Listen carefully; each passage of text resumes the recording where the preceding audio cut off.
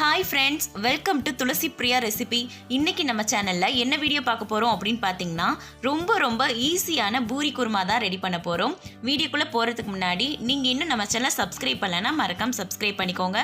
இந்த வீடியோ பிடிச்சிருந்துச்சு அப்படின்னா லைக் பண்ணுங்கள், ஷேர் பண்ணுங்கள், கமெண்ட் பண்ணுங்கள். இப்போ வாங்க வீடியோக்குள்ளே போகலாம்.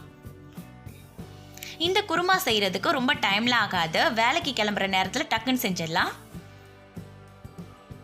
ஓகே, இந்த குருமா எப்படி ரெடி பண்ணுறதுன்னு பார்க்கலாமா? ஃபஸ்ட்டு ஸ்டவ்வில் ஒரு வடைச்சட்டி வச்சுக்கிறேன். இதில் பார்த்தீங்கன்னா தேவையான அளவு எண்ணெய் ஆட் பண்ணிக்கிறேன். எண்ணெய் சூடாகட்டும்.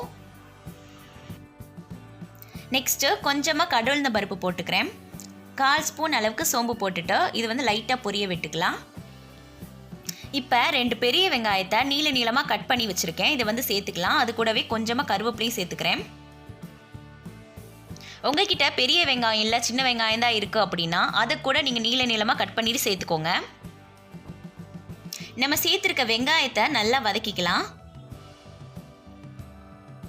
அடுத்ததாக ஒரு 3 பச்சை மிளகாவை நீளமாக கட் பண்ணிட்டு சேர்த்துக்கிறேன். நீங்கள் உங்கள் காரத்துக்கு தகுந்த மாதிரி சேர்த்துக்கோங்க பச்சை மிளகாவை. உங்களுக்கு உருளைக்கிழங்கு போட விருப்பம் இருந்துச்சு அப்படின்னா அதை நல்லா வேக வச்சுட்டு வெங்காயம் வதங்கினதுக்கு அப்புறமா சேர்த்துக்கோங்க. நான் இன்னைக்கு உருளைக்கிழங்கு சேர்க்காம தான் செய்கிறேன். வெங்காயத்தோட கலர் பார்த்தீங்கன்னா லைட்டாக சேஞ்ச் ஆகணும். இது இப்படியே வதங்கிட்டு இருக்கட்டும். நம்ம நெக்ஸ்ட் என்ன செய்யறதுன்னு பார்க்கலாம். இன்றைக்கி நம்ம ரெடி பண்ணுற குருமாவுக்கு கடலை மாவு ஆட் பண்ண போகிறது கிடையாது, பொட்டுக்கடலை தான் ஆட் பண்ண போகிறோம். இதுக்கு நான் 1 கப் அளவுக்கு பொட்டுக்கடலை எடுத்திருக்கேன். இதை மிக்ஸி ஜாரில் போட்டு நல்லா நைஸாக பவுடராக அரைச்சிட்டு வந்துடுறேன். பவுடராக அரைச்சிட்டோம்.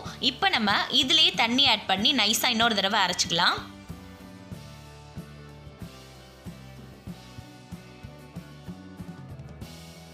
வெங்காயம் பார்த்தீங்கன்னா நல்லா வதங்கிடுச்சு.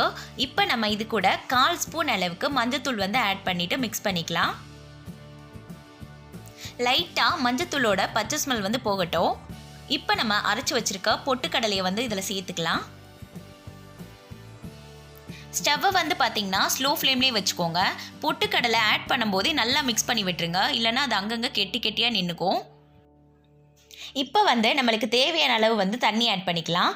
குருமா பார்த்தீங்கன்னா கொதிச்சு வரும்போது கெட்டியாயிரும். அதனால தண்ணி கொஞ்சம் எக்ஸ்ட்ராவாக ஆட் பண்ணிக்கிறேன்.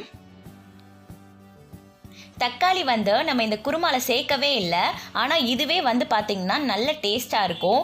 இப்போ குருமா கெட்டியாயிருச்சு, அதனால நான் கொஞ்சமாக தண்ணி ஆட் பண்ணிக்கிறேன்.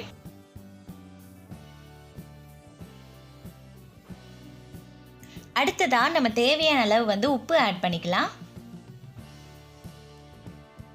உப்பு பார்த்தீங்கன்னா நீங்கள் அளவாகவே ஆட் பண்ணுங்கள். குருமா கெட்டி ஆயிடுச்சு அப்படின்னா உப்பு அதிகமாக இருக்க மாதிரி இருக்கும். ஸ்டவ்வை பார்த்தீங்கன்னா மீடியம் ஃப்ளேமில் வச்சு ஒரு 5 நிமிஷத்துக்கு கொதிக்க வச்சுக்கிறேன். ஹை ஃப்ளேமில் வச்சோம் அப்படின்னா அடி பிடிச்சிரும். அடுத்ததாக நான் கொத்தமல்லி இலைகளை நல்லா வாஷ் பண்ணிவிட்டு சேர்த்துக்கிறேன். இப்போ இதை நல்லா மிக்ஸ் பண்ணி விட்டுக்கலாம். நம்ம குருமாவில் ஊற்றிருந்த தண்ணிலாம் பார்த்தீங்கன்னா நல்லா வற்றி இப்போ தான் கெட்டியாயிட்டே வருது. ஓகே, சிம்பிளான குருமா ரெடி ஆயிடுச்சு. இப்போ நம்ம ஸ்டவ்வை ஆஃப் பண்ணிவிட்டு வேற ஒரு பவுலுக்கு மாற்றிக்கலாம். இந்த குருமா பார்த்தீங்கன்னா சப்பாத்தி பூரிக்கெலாம் செம்ம காம்பினேஷனாக இருக்கும். வேலைக்கு போகிறவங்களுக்கு ஸ்கூலுக்கு போகிறவங்களுக்குலாம் பார்த்தீங்கன்னா டக்குன்னு செஞ்சு கொடுத்துடலாம்.